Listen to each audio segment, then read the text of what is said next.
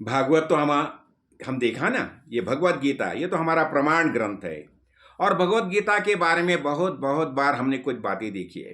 तो देखो, अर्जुन को जब भी भगवान समझाते हैं तो अर्जुन पूछता है भगवान को, क्या होता है कि अभी देखो ये सब आदमी जो है ना, सब मनुष्य जो है, मनुष्य जाति जो है, तो न चाहते हुए भी कोई ना कोई उन्हें जबरदस्ती से खींच रहा है।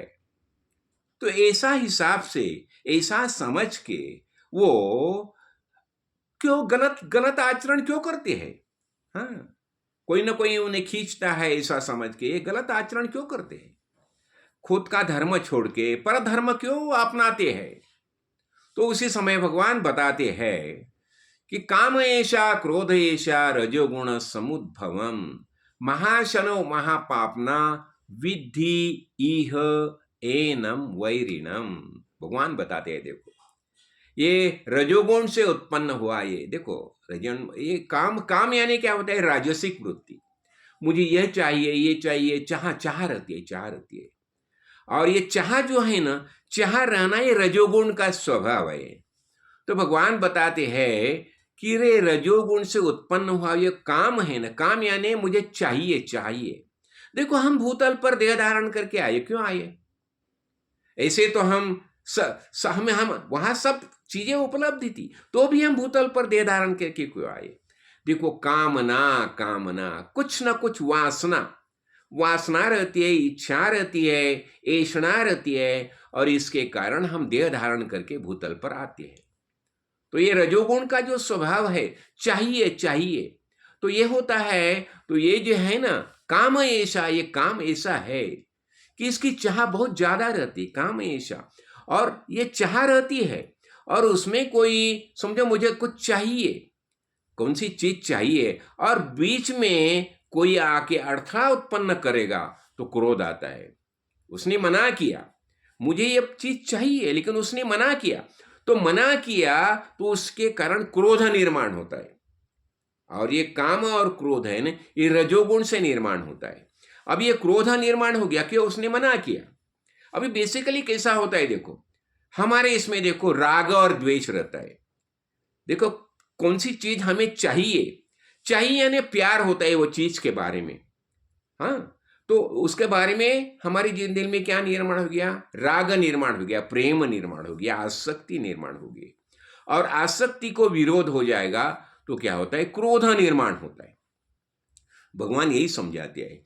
और वो क्रोध निर्माण होता है। और क्रोध कैसा है? अभी ये बहुत खाने वाला है, महाशनो, उसकी कभी भी तृप्ति नहीं होती, कितना भी खाएगा ना। देखो आजकल देखो ना, लोग जमा करते हैं, हम देखते हैं ना कितने कितने पैसा, अरे ट्रक ट्रक, पूरा ट्रक भर के पैसा जमा करते हैं। ये नोटो नोट होती है ना, कॉइन्स कितने जमा करते हैं, पूरा ट्रक भर के क्या करेंगे उसका? तो ऐसा होता है। तो महाशनो महापापना, देखो अशन यानी खाना खाना, और कभी भी उनका पेट भरता ही नहीं। और महापापना यानी कौन से भी हद तक जाने के लिए तैयार होती है। पाप यानी क्या है? जो गलत काम करना है, कोई विरोध करेगा तो उसको मारने के लिए भी तैयार होती है। इसलिए बताया महापापना। और ये बहुत पापी है, किस कौन से भी हद तक जाते हैं।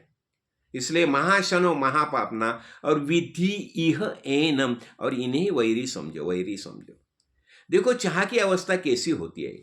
देखो अभी एक एक मैं उदाहरण देना चाहता हूं। अभी राम प्रभु देखो, अभी जब भी सीता माता ने बताया वो सुवर्ण हरिण है, तो उसको लेके आ, उसके इसके मुझे ये बनाना है, हाँ वस्त्र बनाना है।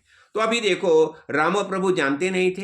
हाँ, तो वो क्या बताया जाता है? असंभवम हेम मृगस्य जन्म, हाँ, तथापि रामो लुलुभे मृगाय।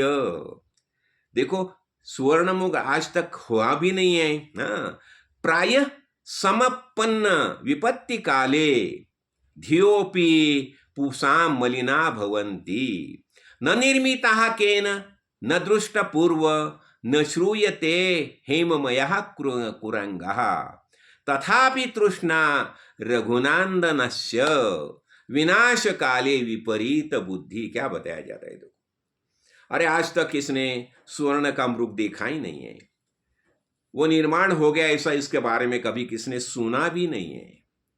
असंभव असंभव हेम मृगस्य जन्म, स्वर्ण मृग का निर्माण भी नहीं हो गया है। लेकिन तथापि लेकिन राम प्रभु, खुद राम प्रभु लुलुभे मृगाय, भूल गए भूल गए भूल गए, यानी अभी क्या है, उसका कामना, काम निर्माण हो गया उसके बारे में। लुभे लुलुभे मृगाय।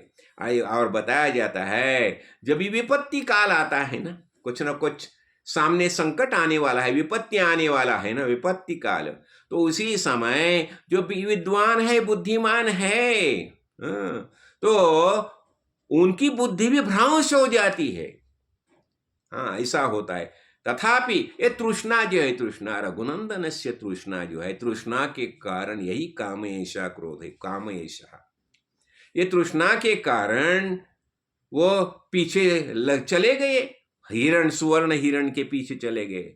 और क्या बताया जाता है, जब भी विपत्ति काल आता है ना, विनाश काले, तो बुद्धि भी विपरीत हो जाती है। तो यहाँ बताया ना, ये बताया जाता है ना, ये इस ऐसा विषय का ये स्थिति है। तो इसलिए हमें हमेशा सावधानी बरतनी चाहिए। और दूसरा देखो, अनेक शास्त्र ग्रंथ में जैसा बताया है ना, वैसा हमें आचरण करना चाहिए। यही समझाते हैं। ये अर्जुन को जब भी श्री कृष्ण भगवान बताते हैं, इसलिए क्या करा, ये कामना जो है, कामना सबका जड़ क्या है, कामना यही सबका जड़ है। ये जन्म लेने का कारण क्या है, कामना, कामना। इसलिए हमें क्या करना चाहिए, जितना हो सके। देखो, हम कामना क्यों निर्माण होती है, जब भी हमें पता चलता है पूर्णमदः पूर्णमिदं पूर्णात् पूर्णमुदच्यते पूर्णस्य पूर्णमादाय पूर्णमेवावशिष्यते, मैं पूर्ण हूं, मैं पूर्ण हूं, यह भाव जब ही निर्माण होता है तो कुछ कामना ही नहीं शेष रह गई ना। लेकिन हमें लगता है मैं अपूर्ण हूं, कुछ ना कुछ मुझे चाहिए। और जब भी चाह निर्माण होती है तो ही हम कुछ ना कुछ कर्म करने के लिए प्रवृत्त होते हैं। अभी वो कर्म जो है वो शास्त्र से अनुसार धर्म कृत्य है, अधर्म कृत्य है, उसके बारे में हम सोचते नहीं। हमारी चाह जी है, हमें चीज चाहिए, ये चाह के कारण हम गलत रास्ते से जाना पसंद करते हैं। आजकल देखो क्या चल रहा है, पूरा भारतवर्ष में, इतना ही क्यों भारतवर्ष, पूरा विश्व में क्या चल रहा है देखिए, बस खाली चाह रहती है, चाह रहती है। और श्री कृष्ण भगवान यही समझाते हैं। और इसलिए हमें पूर्णत्व, और देखो जब भी हम पूर्णत्व का एहसास हमें होता है ना, तो ही हम आनंद महसूस कर सकते हैं। देखिए, ये जो सुख जो है, सुख कौन सी भी चीज में सुख नहीं है, पैसे में सुख नहीं है, सोने में सुख नहीं है। हाँ, ले सुख कहाँ है, पूर्णत्व में सुख है। इसलिए जब भी हमें पता चलता है कि मैं पूर्ण हूं, तो ही हम वास्तविक सुख की अनुभूति ले सकते हैं। तो हमें सुख की अनुभूति लेना होगा, तो हमें आत्मज्ञानी महापुरुष काड़ सिद्धेश्वर महाराज जैसे महापुरुष को शरण लेनी चाहिए। और फिर तद्विधि प्रणिपातेन परिप्रश्नेन से, फिर वो हमें ज्ञान का प्रबोधन करते हैं और हम पूर्णत्व का अनुभव कर सकते हैं, एहसास कर सकते हैं। जय काड़ सिद्ध, जय काड़ सिद्ध, जय काड़ सिद्ध।